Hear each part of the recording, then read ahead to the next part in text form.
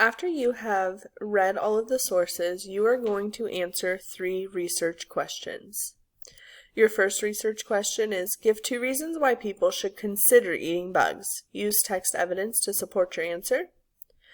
Your second one is, what is one reason why some people would be against eating bugs? Support your answer with evidence from the text. And your third one, place an X in the box that matches each main idea with the passage.